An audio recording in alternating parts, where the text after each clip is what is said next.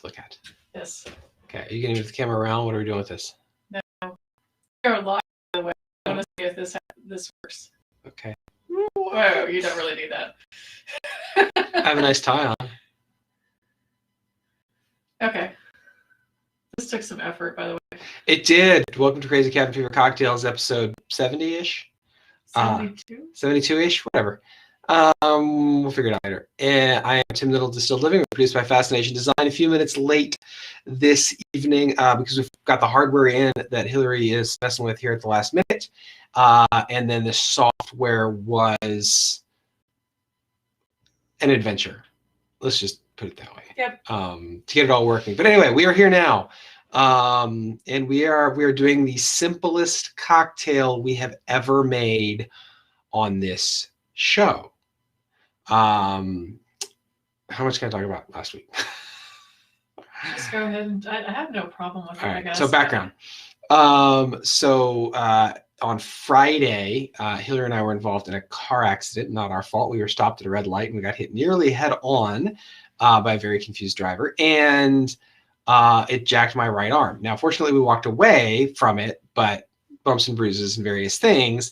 And I can't make cocktails at the moment until I fully heal. You can make stirring cocktails. I can do stirring if I'm very, very slow. Okay. Which is not okay for a show like this. And shaken is right out. I'm going to be a month before I can make a shaken cocktail.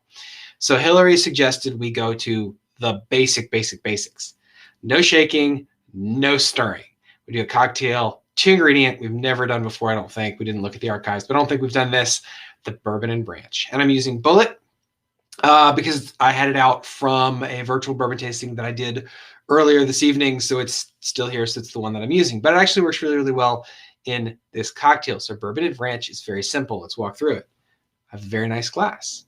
I have some very nice ice in this glass. Is that the single rocks glass? Yes. It's the laser etched single rocks that we recently got. Do you want to do a close up? I can. I can do it like here, right? Isn't that beautiful? That's my range of motion right there. And then went back. I moved. This is how we're playing with new equipment. New tech, fun. Okay, bourbon and branch. This involves bourbon. Generous pour. Call it. That's about 2 ounces. Do you want to explain the branch terminology? Okay. Getting there. All right, so a little splash of branch, if you will. So bourbon and branch meant you put branch water in it, which ideally was cleaner water because it was coming from a smaller water source rather than a big river or something like that. Now, in my case, I am using old limestone with a purport to be a mixing water. Honestly, it's actually great water. Look at that. Look at our new technology. Wait, hang on. I get the lighting right.